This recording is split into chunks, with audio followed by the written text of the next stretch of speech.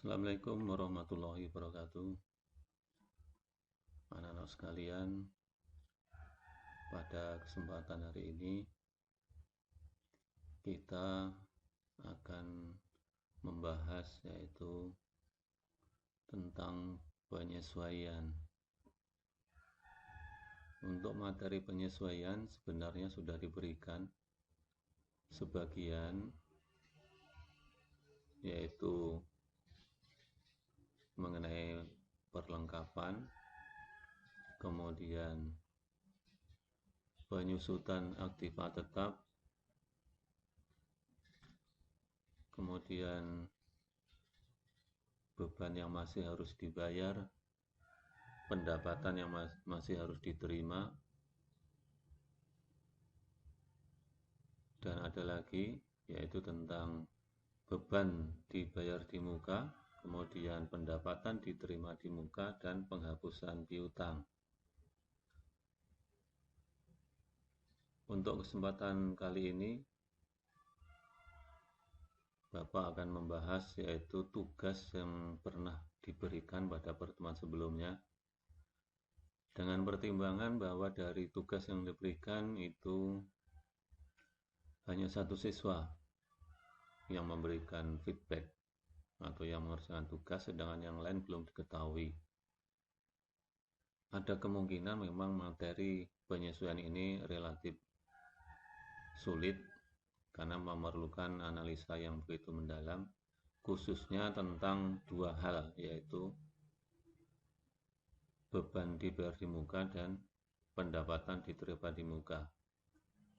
Baiklah, langsung saja saya akan membahas yaitu penugasan mandiri yang pernah diberikan pada pertemuan pertama pada semester ini, yaitu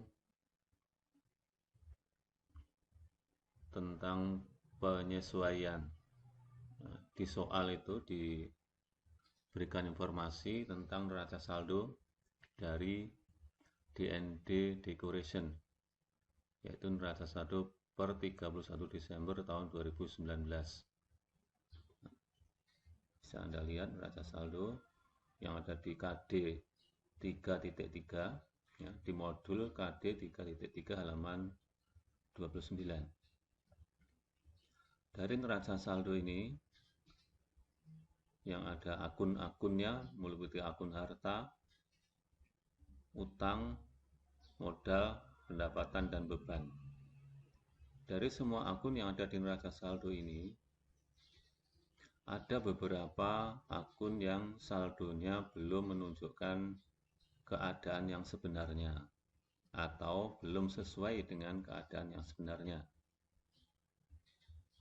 Akun-akun yang mana yang saldonya belum sesuai dengan keadaan yang sebenarnya, kita bisa lihat di keterangan, yaitu keterangan penyesuaian pada 31 Desember tahun 2019. Perhatikan keterangan yang A sampai keterangan yang G. Dari keterangan A sampai dengan keterangan G inilah kita akan membuat penyesuaian. Kita mulai dari keterangan yang A. Di sini diterangkan bahwa surat-surat berharga yang dimiliki berupa obligasi nilai nominal Rp1.500.000 dengan bunga 20% per tahun tentunya. Bunga dibayar oleh perusahaan tiap tanggal 1 September dan 1 Maret, yaitu tiap 6 bulan sekali.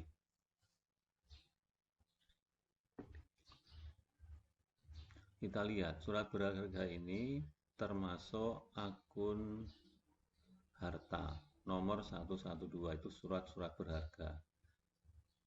Nilainya 1.500.000. Surat berharga ini bentuknya adalah obligasi. Ingat, ini merupakan harta, yaitu berupa surat berharga yang dalam bentuk obligasi. Kemudian dari surat berharga ini ada bunganya 20% per tahun. Dibayar 1 September sama dengan 1 Maret tahun 2019. Nah, sekarang harus kita hitung. Dari surat berharga ini berapa bunga yang sudah menjadi hak kita.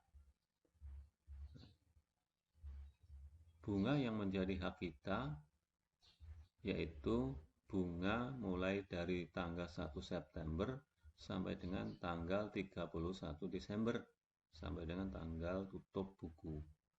Berapa bulan?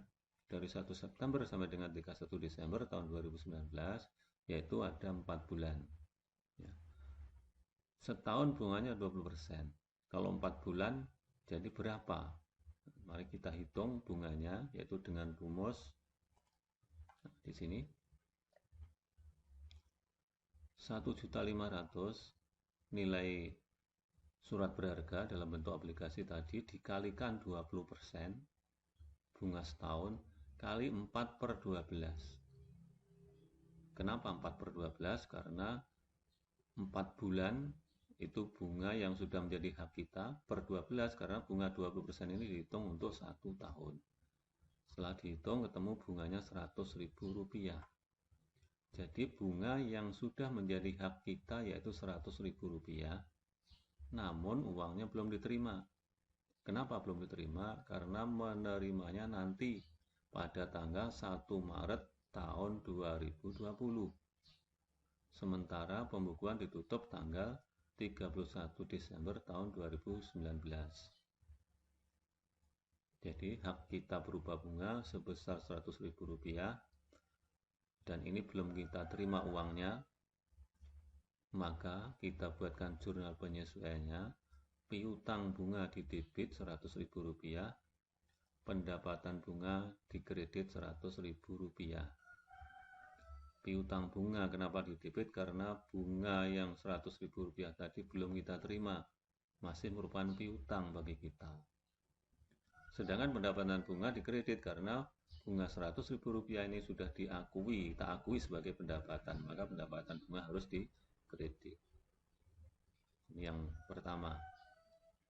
Kemudian yang kedua, keterangan yang B yang kedua, persediaan perlengkapan tersisa Rp1.200.000. Ini adalah menerangkan akun perlengkapan. Kita lihat perlengkapan di sini nomor 114, Rp2.800.000 saldo debit. Ini perlengkapan yang tercatat di neraca saldo, artinya semua perlengkapan yang sudah kita beli selama satu periode itu nilainya Rp2.800.000. Sementara yang tersisa itu adalah Rp1.200.000. Maka untuk perlengkapan ini harus kita hitung berapa yang sudah dipakai selama satu periode. Yang sudah dipakai yaitu sebesar Rp2.800.000 yang tertera di neraca saldo tadi dikurangi yang tersisa Rp1.200.000 sama dengan Rp1.600.000. Inilah perlengkapan yang telah dipakai selama satu periode dan harus dicatat sebagai beban perlengkapan. Maka jurnal penyesuaiannya adalah beban perlengkapan di debit Rp1.600.000, perlengkapan di kredit Rp1.600.000. Nah, ini penyesuaian yang kedua. Lanjut yang ketiga atau yang C di sini keterangannya, asuransi dibayar di muka pada tanggal 1 November 2019 untuk jangka waktu 1 tahun. Nah, kita cari dulu yang keterangan C ini menerangkan akun yang mana. Kita lihat di neraca saldo. Di sini ada akun asuransi dibayar di muka Rp1.200.000 debit. Ini termasuk beban dibayar di muka. Asuransi dibayar di muka Rp1.200.000 ini kapan dibayarnya? Ini harus kita ketahui. Nah, di sini dibayar pada tanggal 1 November 2019. Maka untuk asuransi dibayar di muka ini harus kita hitung berapa yang sudah menjadi beban. Saya ulangi, asuransi dibayar di muka ini harus dihitung berapa yang sudah menjadi beban.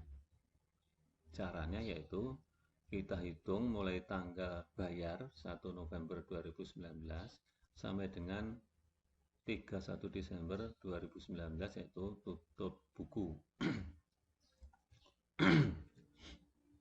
Jadi dari asuransi di luar muka tadi yang sudah menjadi beban, yaitu selama 2 bulan, dari 1 November 2019 awal kita membayar sampai dengan tanggal tutup buku 31 Desember 2019, yaitu 2 bulan. Jadi yang telah menjadi beban yaitu 2 bulan. 2 per 12 kali 1.200.000 rupiah. Kenapa 2 per 12? Karena asuransi 1.200.000 rupiah ini adalah untuk 1 tahun. Jadi kalau 2 bulan ya 2 per 12 kali 1.200.000 sama dengan 200.000 rupiah. Inilah asuransi dibayar di muka yang telah menjadi beban asuransi. Maka di jurnal beban asuransi di debit 200.000 rupiah ini untuk mencatat yang sudah menjadi beban, yaitu yang sudah berjalan selama 2 bulan, sedangkan asuransi dibayar di muka di kredit 200.000 rupiah. Kemudian yang keempat, yang D, yaitu kendaraan disusutkan 400.000 rupiah per tahun. Karena di sini sudah sebutkan berapa penyusutannya, maka kita tidak perlu menghitung lagi penyusutannya karena sudah dihitung di sini 400.000 rupiah per tahun. Dan kita asumsikan bahwa di sini perusahaan ini periode akuntansinya adalah 1 tahun. Jadi nggak perlu dihitung lagi, maka kita langsung membuat jurnal penyesuaiannya untuk keterangan yang D, yaitu beban penyusutan kendaraan di debit 400.000, akumulasi penyusutan kendaraan di kredit 400.000. Kemudian yang kelima atau yang E, tentang peralatan 4 juta disusutkan 10% per tahun. Peralatan, ini ada peralatan dekorasi di sini 4 juta. Ini disusutkan 10% per tahun.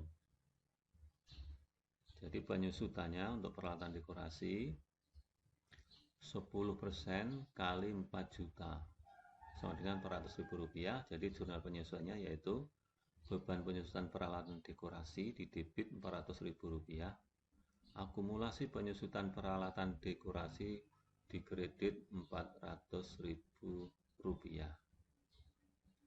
Kemudian yang keenam, keterangan yang F, yang keenam. Nah, ini perlu analisis yang agak mendalam.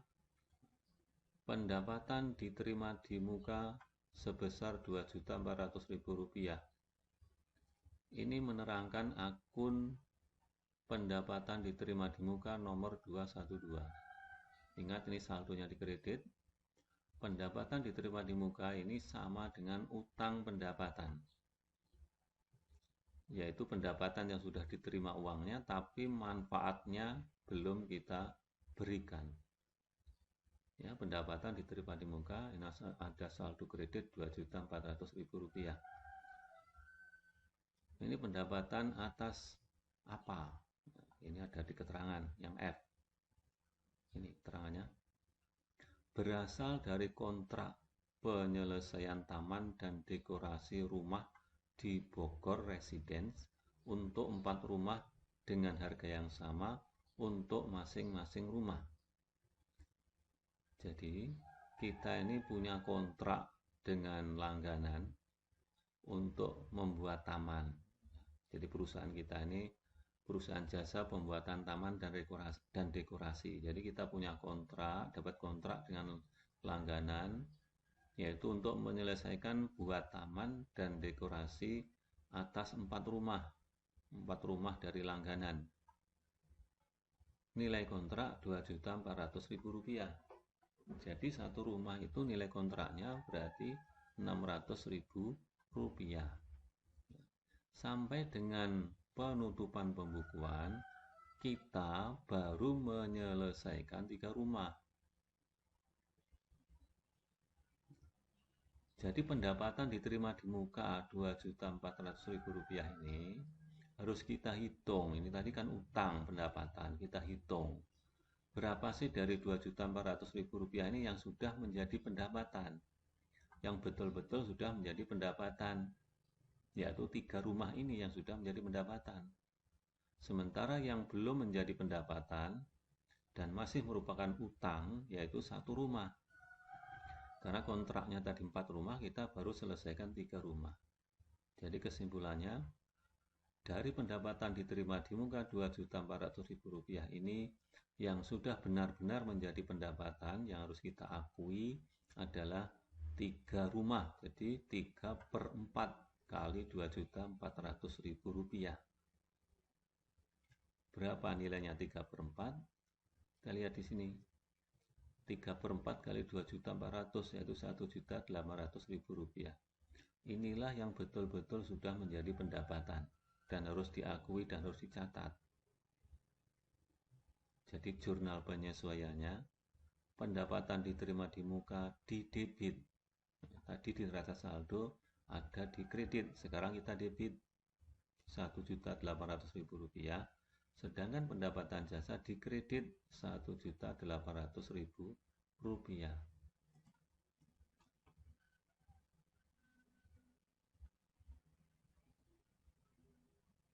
Ini saya beri catatan, pendapatan diterima di muka sama dengan akun utang. Ada kata diterima di muka ini sama dengan utang. Sedangkan pendapatan jasa itu adalah akun pendapatan. Kita tahu bahwa keduanya ini jelas berbeda. Utang itu adalah akun tersendiri, namanya akun utang, sedangkan pendapatan itu juga akun yang berdiri sendiri. Ini harus dipahami. Jangan sampai nggak paham. Pendapatan diterima di muka itu berbeda dengan pendapatan jasa. Yang terakhir mengenai beban gaji, kita lihat di soalnya. Keterangannya gaji karyawan yang masih harus dibayar 200.000 rupiah. Yang masih harus dibayar, berarti ini adalah kewajiban bagi perusahaan terhadap karyawan atas gajinya. Maka kita tidak perlu menghitung lagi, karena di sini sudah diberikan angkanya 200.000 rupiah. Maka untuk mencatat beban yang masih harus dibayar, yaitu ini gaji, beban gaji kita debit, beban gaji di debit 200.000 rupiah, sedangkan utang gaji di kredit 200.000 rupiah. Inilah pembahasan dari tugas mandiri yang Bapak berikan pada hari Jumat yang lalu. Setelah saya berikan ulasannya, pembahasannya, reviewnya dari tugas mandiri yang pernah diberikan untuk kegiatan pembelajaran sekarang ini, saya beri tugas yang kedua, masih tentang penyesuaian. Itu mode soalnya hampir sama dengan penugasan mandiri yang sudah dibahas ini. Ini untuk tugas hari ini, yaitu saya berikan data neraca saldo dari perusahaan jasa salon Lydia, di mana yang sudah kita bahas sebelumnya.